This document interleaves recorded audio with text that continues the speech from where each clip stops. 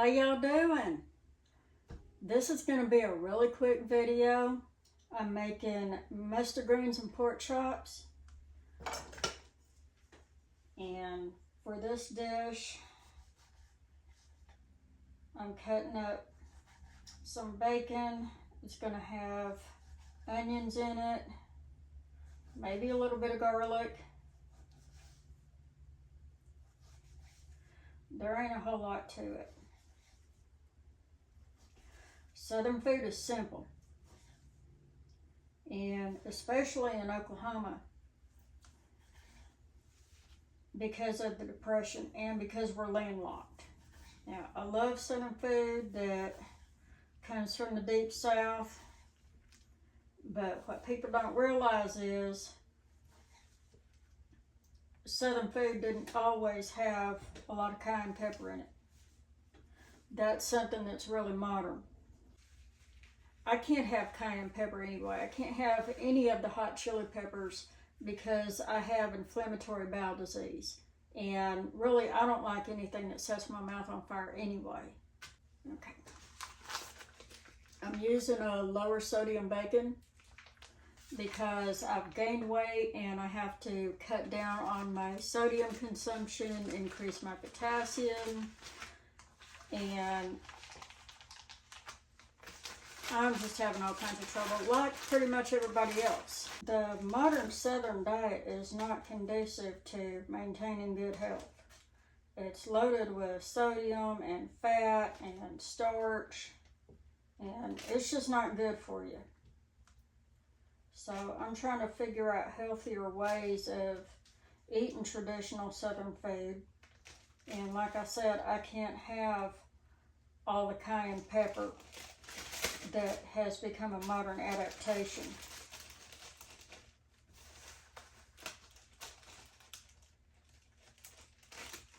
And I actually have this cookbook right here to make sure y'all can see it. It is Recipes and Reminiscences of New Orleans. It includes a lot of recipes from the Ursuline nuns who had a convent in New Orleans. And it's dated 1971, so it predates Paul Prudhomme and Emeril Lagasse, who was his protege. And it doesn't predate Justin Wilson, or Justin as he called himself. But Justin, bless his heart, he was more of a flake. The network used him for his fake accent and his stories and whatnot to sell products.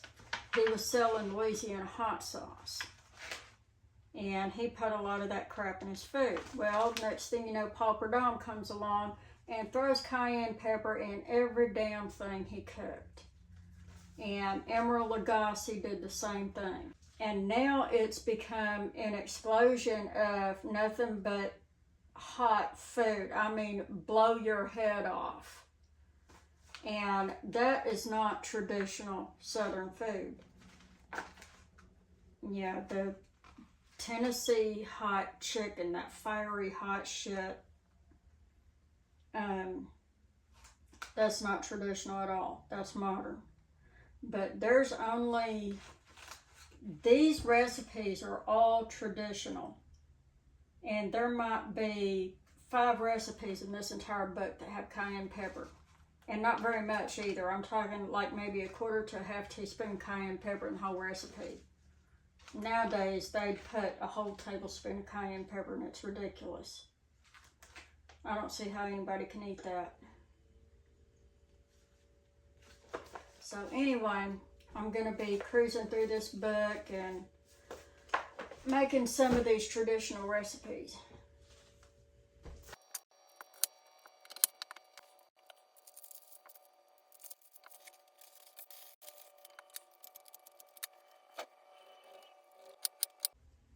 This became a hobby for me like it did for everybody else during the COVID lockdown. And I went through a lot of personal family drama. And if you haven't noticed in this video, it's being shot from a completely different angle. My mother moved out of the trailer. She moved into an RV in another town, in another county, because she doesn't want to be in a nursing home, and she had to have a home health nurse. And the home health nurse would have reported her for self-neglect if they found her living in this house without running water. So there's still no running water here. There's still electrical problems. The air conditioner isn't powerful enough to heat these two big rooms. So anyway, it is what it is. I can deal with it, but with Mom's cognitive decline and her not allowing me to do anything, it was the best choice for both of us for her to move to another town. I mean, she's on oxygen. She recently had bladder cancer surgery. They gave her an ostomy bag. She needs to be close to a hospital. And we're 7 miles away from a hospital. So, you know, I'm like, go away, Mom. She got to where she was getting real squirrely, and she was making threats. She pulled the gun on me in the middle of the night for checking on her to see if she was breathing. She was threatening to kill herself. She was threatening to kill me. She threatened to burn my old home place and the trailer she bought me, and she threatened to burn this trailer. And she was just getting out of hand. So anyway, I'm slowly adapting to being in the kitchen. I'm adapting to having this big trailer out of myself. It's not a big trailer. It's actually an old 1969 Solitaire, but, you know.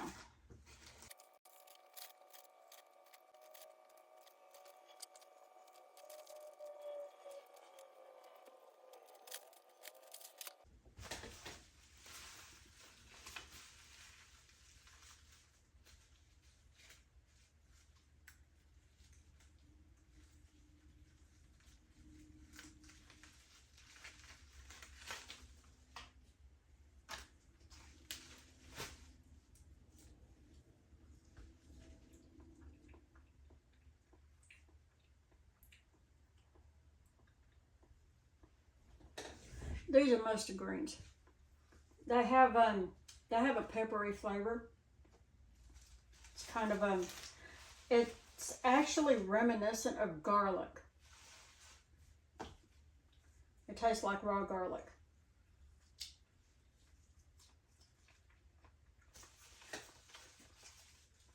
Perfectly fine to eat them raw. Now to prep these, just tear the leaves out the stem. And I'm going to save the stems for stock.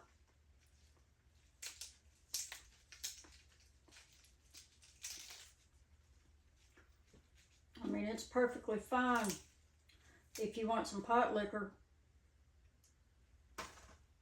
and you don't have any greens, you know. Southerners don't throw anything away. We just don't. We went through too much starvation during the Civil War, and those of us in Oklahoma, we went through a lot of starvation during the Depression. And I went through a lot of starvation in my adult life. Actually, half my life is spent in starvation. Life is cruel, and that's just the way it is.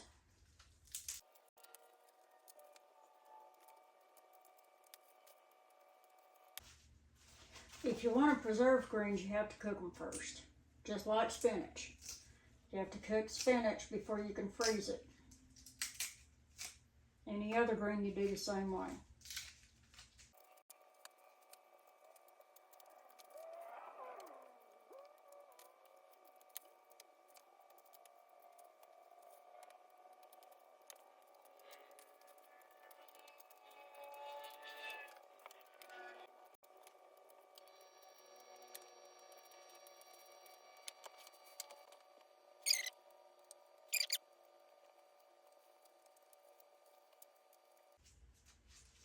It looks like a lot, but like any green, it's going to cook down.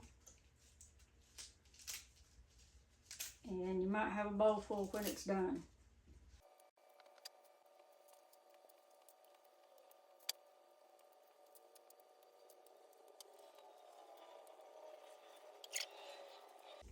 When you cook greens, you have to cook them fresh. You can't store them in the refrigerator for too long. You can't let them wilt.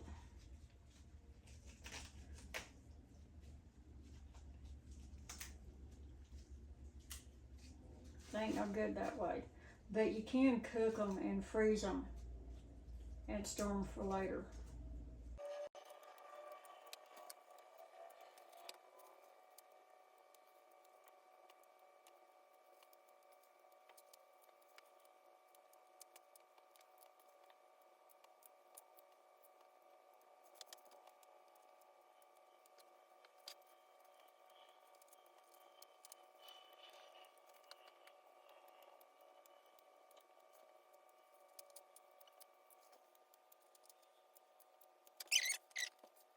I'm going to cover these greens with just enough water to make them cook down.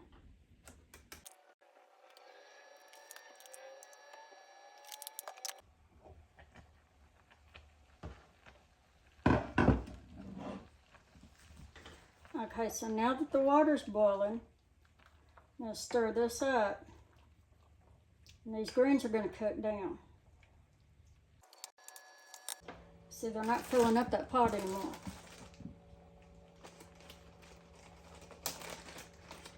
And I'm going to throw my onions in.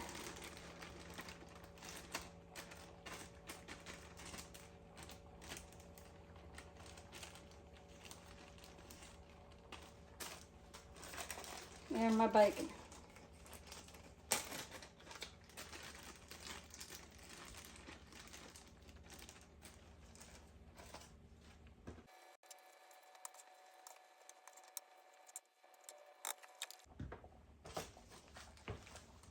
I'll check it for seasoning when it cooks down.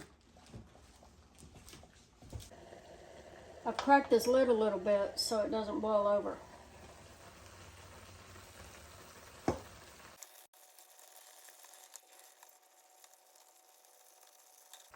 I'm going to let these greens cook until those onions get soft.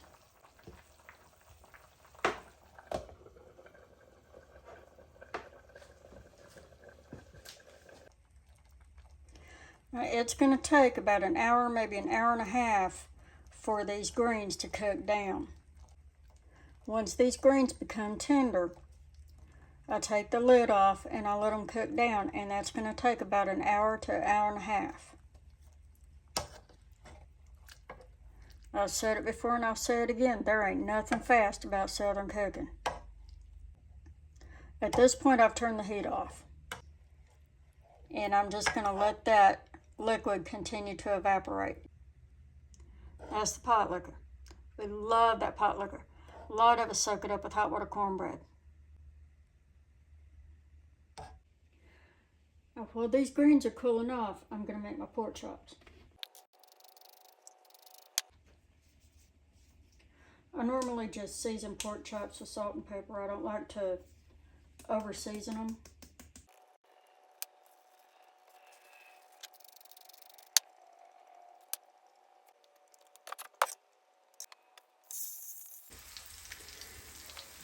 Now I've cooked this pork chop on one side until I see the, the hemoglobin coming out of it on the edges here. And when you see that, it means this one side's cooked. So I turn it over.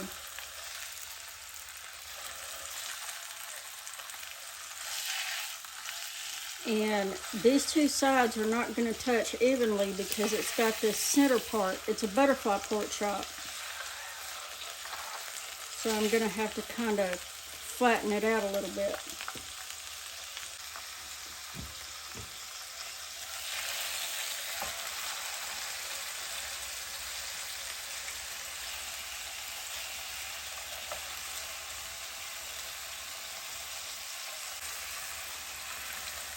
Y'all probably ain't never seen this done before, but I don't have a brick right now. We normally use bricks wrapped in aluminum foil to flatten out pork chops. I just don't have one made up right now.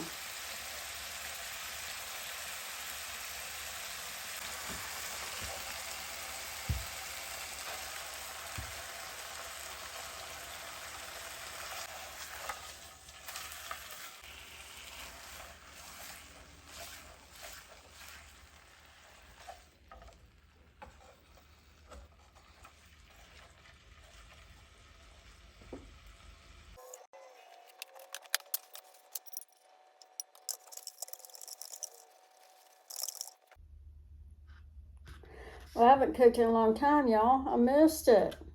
Oh, here it is. Pork chop and mustard greens. That's some good stuff. I already know what it tastes like. Haven't had it in a while.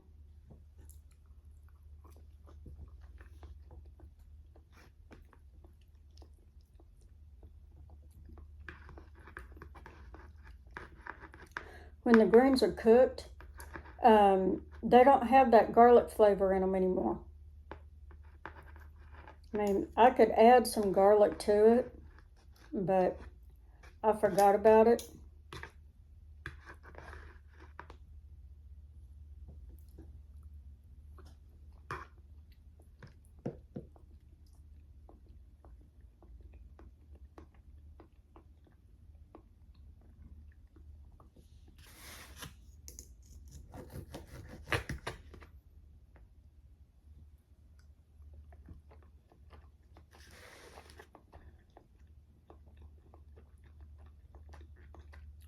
That pork chop turned out good.